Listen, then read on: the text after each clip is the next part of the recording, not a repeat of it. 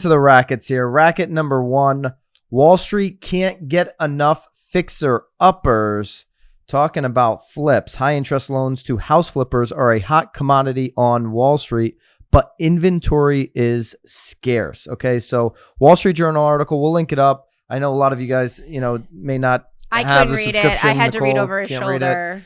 I do subscribe. It's the one You feel good about it? newspaper that I The only subscribe thing I to. didn't like, he wanted me to listen to it.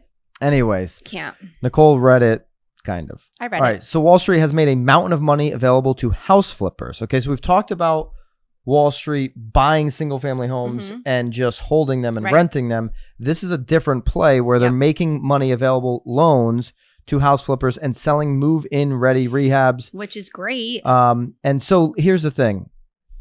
Typically, a local house flipper will go either use cash or they'll go get what we call a hard money loan. I think it depends on the flipper, but yes. Yeah. Or they have a pool of investors.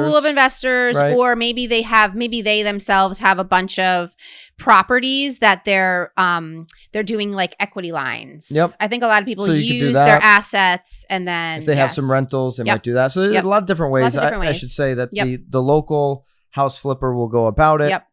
But when you're going with a hard money loan, and this is kind of where I believe Wall Street, we'll get into the rest of the article. Yeah. This is basically a hard money loan at scale. Right. Okay. So when you go get a hard money loan, you're paying usually 1 or 2 points. Yep. Up front. Right. And then you're also paying huge 8 to 12%. 8's a good deal. Eight is 1 a great point deal. and 8% is a great deal. But typically you see 10 to 12% interest on something like 2 points, maybe more. Anything above that would kind of start getting out of market. You better be flipping real quick.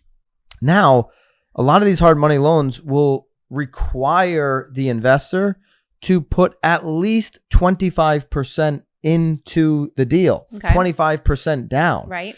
So, if you're simple math buying a $400,000 house, that investor still has $100,000 worth of their own money cash into the deal, and they're borrowing the 300 on the points. Yeah. It's not like you're borrowing 100%. Right. And so it talks about in here that they've barely lost money. So they go through this Long Island investor, Ed Stock, who's quoted in this article, talks about the foreclosure moratoriums who have shut off a big source of them being able to find inventory right now, obviously. In this past year, just 2.7% in the past year of home sales were flips. During the first quarter, according to data from a source, Attom, ATTOM. That is the lowest portion of sales since at least 2000 when Attom started counting flips. The number of flipped houses and condos was the fewest since first quarter 2003. There you go. There it is. But my point about that I was trying to get to was that right after 2003 is really when I feel like flips went through the roof. Like when it was dirt cheap to borrow money. Absolutely. And then flip them for crazy amounts of money. Well, it wasn't dirt cheap to borrow, but yeah. Well, it was not dirt cheap. Not like today's dirt cheap to borrow money. Okay, that is true, but it was. You're very right. I'm sorry. It was easy. You could do like an 80-20 loan. You could get money. You could get money very easy. That's what I meant. I'm sorry. I did misspeak. Thank you. But the interest rate's better today than it was then. 100%. But it was easier. It was way easy to get the money then. But they talk about the fact that this investment bank. Okay, so. This Wall Street bank is called ROC, R-O-C 360. I wonder if Jay-Z owns it. Rock Nation. ROC 360.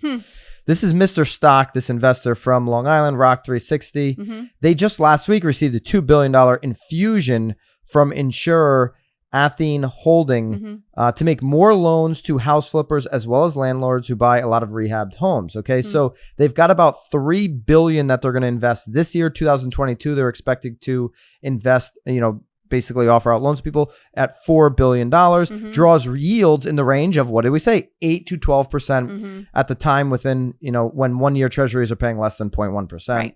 All right, so here's the deal, right? They're getting their money back, and the representative from the bank said there's been hardly any losses, and 8% for 1 year paper is extraordinary because these are short-term loans, 1 year, And what flipper in their right mind is going to go belly up when they've got $100,000, 25%, whatever the deal is, of their own money into the deal? Right. Well, they're not going to go belly up. Well, and we were talking about it too before. I mean, you can almost buy them and wholesale them out. So even if you're about to go belly up, I guarantee you could probably find another flipper that's willing to pick up that job midway through. So you don't lose and you can get out unscathed. It's not like the market's going down where all of a sudden you're screwed. I mean, you could very easily grab somebody else in there too and have them take it over.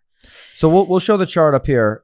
U.S. houses and condos flipped quarterly. You see the huge drop off right now because of the inventory issues. Yeah. So it's been so hard for investors to find a deal. You see, obviously when 2005, 6, 7, you saw a lot of these house flippers and people. Then it came crashing down for a little bit. But then when there was more deals available from 08. And then up, there was a lot of homes being flipped. I remember 12 was a great year for flipping. 2012 was that when you started flipping? That's when I started. Nicole and I just bought a flip. We just got kind of fortunate to get a deal in this market. You got to have a great deal. Yeah. And then there's another chart here we'll show. This is house flip purchases quarterly, financed versus cash. Okay, so the ones that are cash versus financed.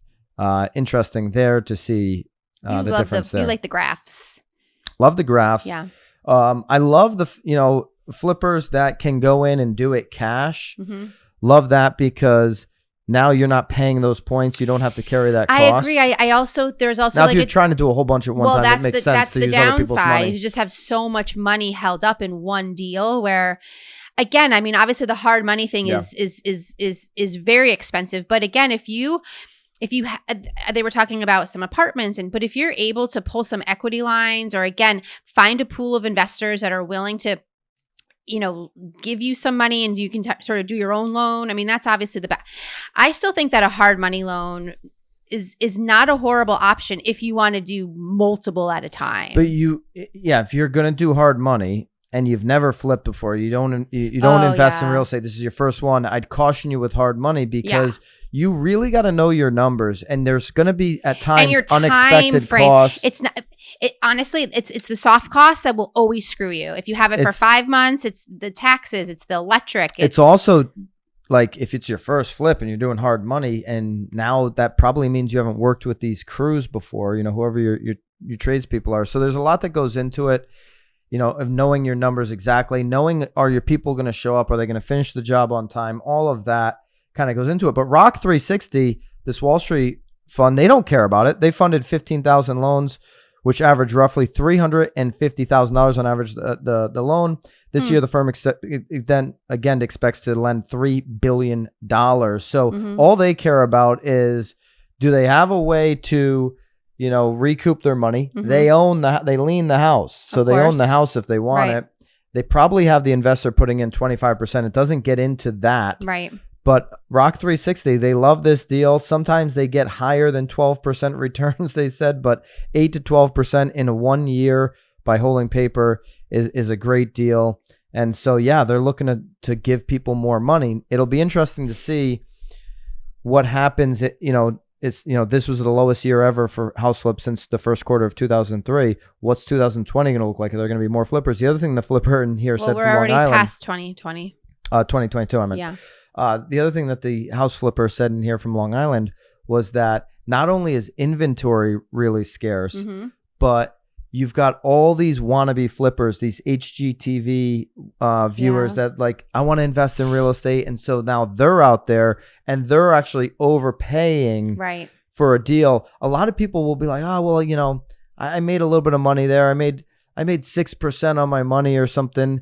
But then you find out that they did all the work themselves. So it's like, did you account for you doing the labor? Right. That's a part-time job. That's a full-time job. Well, it's interesting. So a lot of investors don't even know what their returns are. They're okay making $10,000, $15,000 where it's like, gosh, is that even a good use of your time? But when you make $15,000 and you did all the work, you lost money. Right. You lost money. Yeah. So you got to really know your numbers. This is flipping homes is a math problem. And then if you really, if you're going to get somebody to pay above the comps, then it becomes an art equation as well, which is what Nicole's great at. Flipping homes, the art of the flip. Hey guys, if you enjoyed this short clip from the real world, click here for another one. Or if you like the full episode, click here.